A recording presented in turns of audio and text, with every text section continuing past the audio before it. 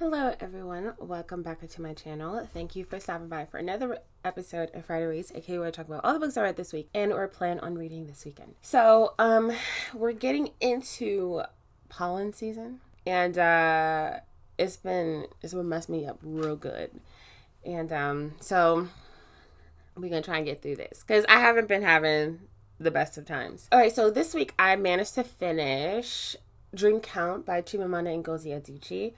And I gave it 3.85 stars. So we follow African women. It starts off like what triggers this whole need to kind of like reflect is the pandemic. But we are first introduced to a lady named Chimamanda, and she is reflecting on the past relationships that she was involved in response to this feeling of loneliness, which she ultimately feels like maybe in the end she's maybe too particular, maybe too specific, maybe too nitpicky, and in the end asks this question of, did she fulfill her dream count? And to me, I think dream count represents the amount of dreams, the many dreams that we have for ourselves and that we make for ourselves, and if we were able to like kind of like check those things out. For Chia, like to me, Chia was like my favorite character out of all of them. But as far as like her personality goes, she's the kind of person who like anything she wants, she can get, except for the things that she chooses to want, which is really interesting. Her dad has like a lot of money. And he spoils her. He allows her to just pretty much just do whatever and anything that she sets her mind to. Out of all of the other women, her personality is the most moldable, I guess what I'm trying to say. Like she's also too like pretty like in the middle. So she's never really choosing sides. It's kind of like wanting to accept all things kind of thing. And she has this personality or this mindset where she's kind of like oblivious to like a lot of things, like a lot of serious things that are happening. And so it kind of feels like she's like, with all of these things that are happening in the world where you see other people like living in that seriousness, she's just kind of like, you know, like I want love and I want to be loved, and I'm not really sure if I want what I want, but I know I want something. I just don't know exactly what it is, and I just want to live my life. I just want to travel and make articles or whatever the case may be. And it just kind of feels like Chia wanting to just do what Chia wants to do, and sometimes like the people that she interacts and encounters and involves herself in, it forces her to have to get grounded in reality. And like when she tries to, it doesn't really work. It's either you really love her and you admire her or you like really don't like her because she's just so out of touch and so far disconnected with reality. And so it's really interesting, and hopefully I can land my plane with all of this here. Like I feel like Chia is me when I was younger, because it's like I just want to act. I just want to have a boyfriend. I want to be in love. I wanted to marry Corbin Blue. I wanted to like just be on Broadway and just have a good life and just love everybody and have everyone love me. With Sakura, I related to her once I became a mom. And I feel like all of these women, right? I feel like they're all one person. Okay, hang on. I need a Tim Koofy like hat, because sometimes I feel like I kind of go off on the deep end, and let's dial it back a little bit. Sakura, she becomes the stage of my life where I've become a mom.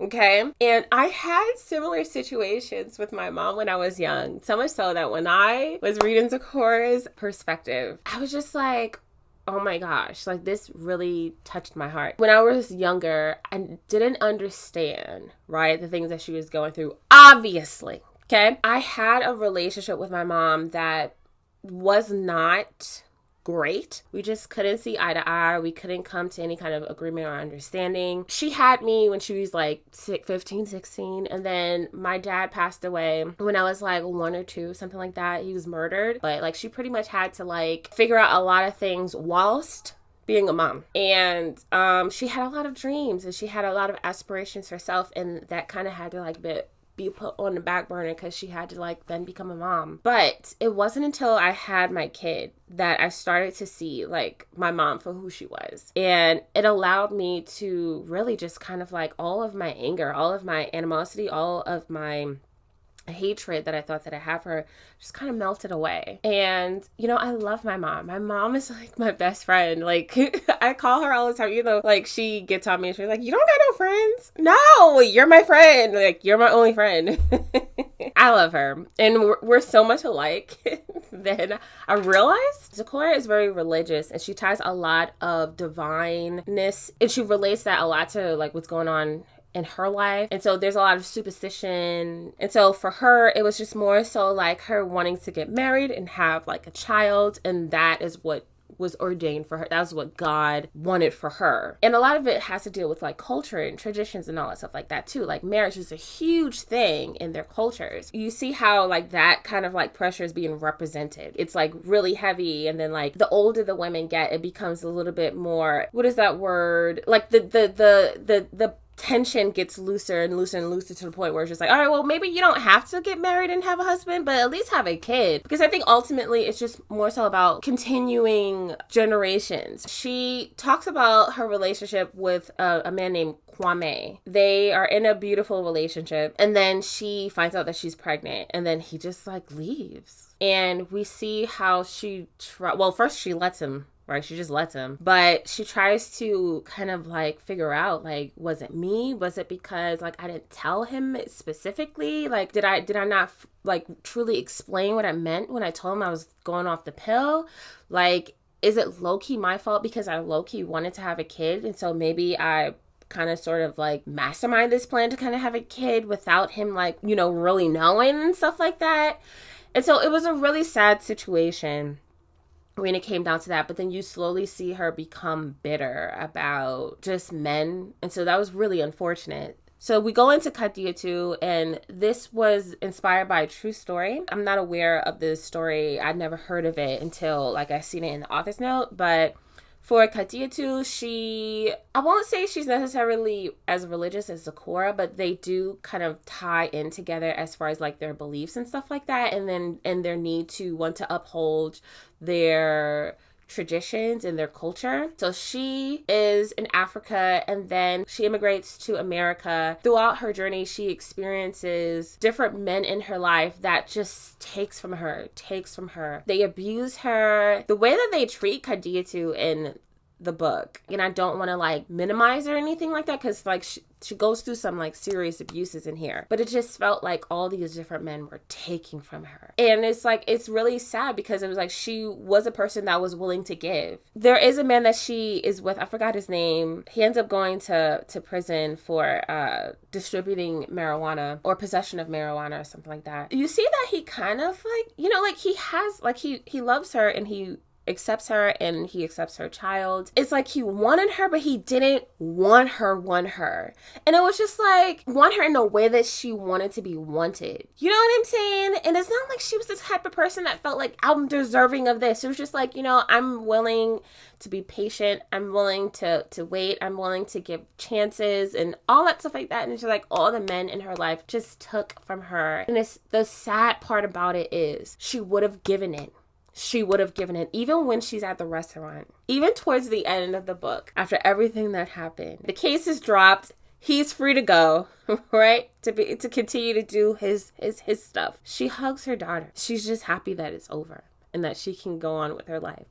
And I'm just sitting here and I'm just like, hopefully we can all tie this together. And then we go to Amalogo, I think, I'm not really sure, is the tougher person in the group. She's more vocal. Her personality, or she is the type to ask the questions, give the pushback, and have that debate. She's the one that's like, what you mean by that? Nah, what you mean by that?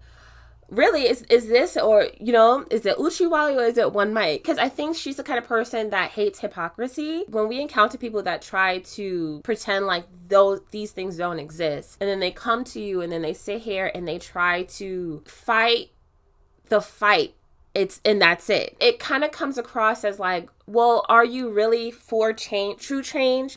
Or are you only for what you want to be for? And a lot of it has to deal with like just the general consensus, the popular topic. For instance, when she's like talking about, she's doing a presentation or whatever, and she's talking about the situation that happened with her uncle Hezekiah, and one of the students gets offended and accuses her of trying to promote Islamophobia. Someone says you're weaponizing your family's loss, and that's problematic. She said that's the problem with these liberal folks. They want to end racism, but they can't even talk honestly about it. It was like, you want to fight the fight, and that's it. And you don't want to open the floor in order to build knowledge, wisdom, and understanding. Okay, I'm a representative of this fight. And another person's like, well, I'm a representative of this fight, right? Instead of turning and seeing that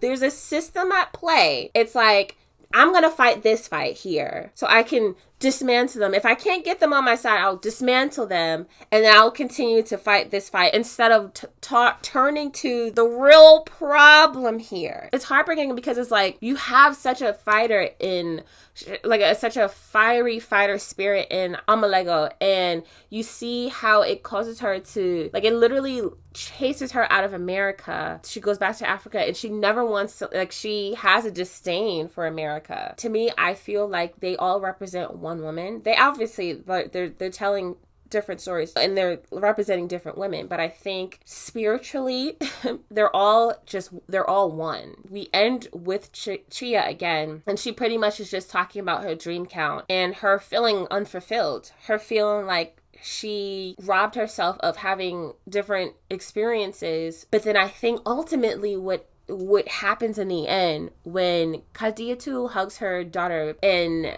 Chia is like, at first she's like taken aback because she's like, wait, why are you like celebrating? Like, this is sad. The case is thrown out. Like, you won't be able to fight this situation. It doesn't matter. I think ultimately none of this matters. I think ultimately just live your life. We live in a space and in a time where a lot of these things feels like we're not afforded to do. There's always going to be pushback. There's always going to be judgments. There's always going to be expectations not being met. And then expectations being met and then not feeling fulfilled. But it's like, all these things are okay, but it just doesn't feel like it's okay for whatever reason. There's this need to be something because somebody else says that that's what it has to be. And so we are not necessarily really free when all of these things happen, right? I think ultimately all we can do is find small victories in whatever it is that we do. We have our regrets, but we still have our lives. We still have our livelihoods, and we still have today and hopefully tomorrow. And that's all that matters, really. Striving for happiness, although it's hard work, it's just claiming that. And that's the only thing that should matter, and not necessarily what in regards to outside influence that tries to kind of like penetrate into your own personal lives and your beings and influence you to make the choices that you need to make. Because you're not going to be happy regardless. Like,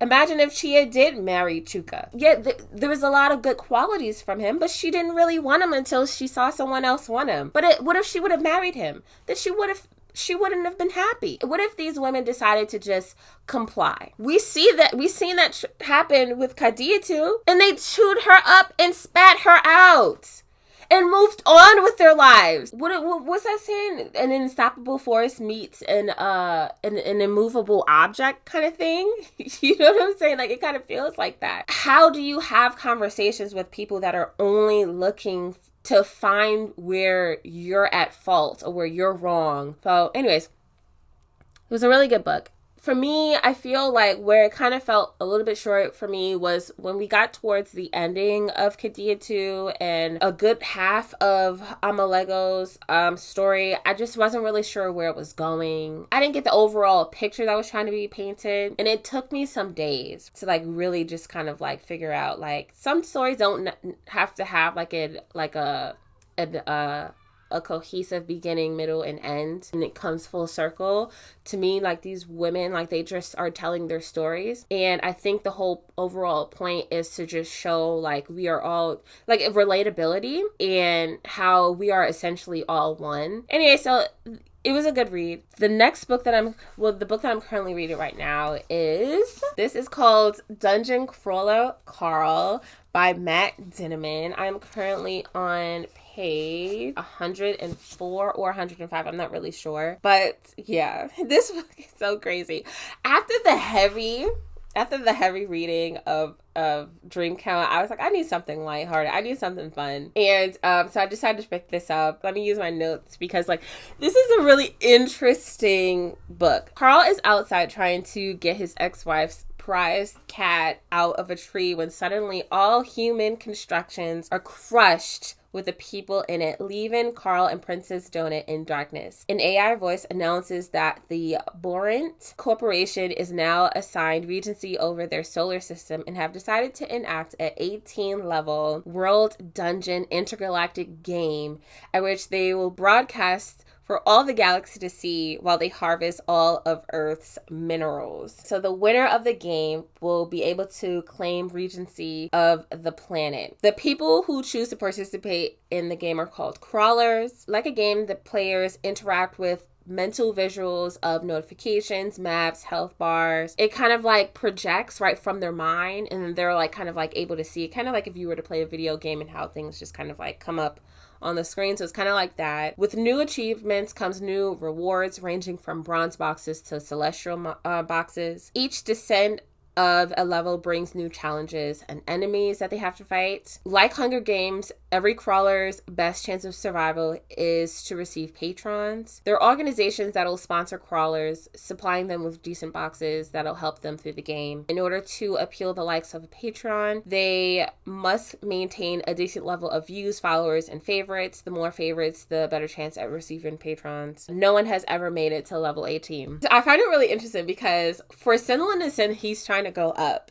He's trying to go up the levels. I think the overall goal is to beat the levels, like I said, and if they can make it past level 18, then they can have ownership over the planet. This situation, this whole system has been happening for a long time. Humans have been seeded onto Earth, and they were pretty much waiting, right? The galaxy was the powers that be in the galaxy were waiting for them to mature enough so that they can come in and do whatever they're going to do. So I don't know if it was always supposed to be a game. I think because of the corporation that is in charge of Earth, the Borant Company, they decided that they wanted to make this a game. And so that's what the whole thing is. And I think it's really funny because you have Carl here who's running around in his underwears and a talking cat, and they're trying to fight all these different kind of human monsters, animal monsters. It's really gross. It's what the freak am I reading? It's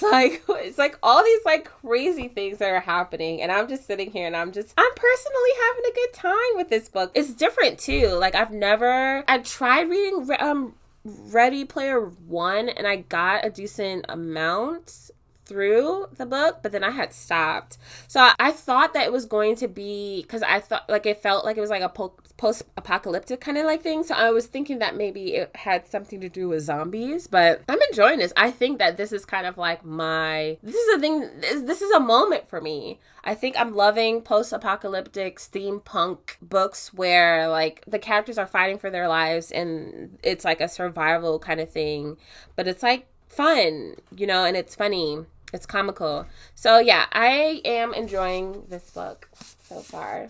I cannot wait to get book 2. And it's so crazy because I'm only saying this and I'm probably 1/4 of the way through, 20 to 25% of the way through. So what am I talking about? But I think it's really funny. I like it. The cat is pretty funny as well. And yeah, I'm having a really good time with this book. So yeah, I'm gonna end this here. Thank you guys so much for tuning in. Hope you guys were able to enjoy yourselves. Make sure you guys have a great day, afternoon, evening, night, morning, wherever you're watching the world. Until next time. Peace.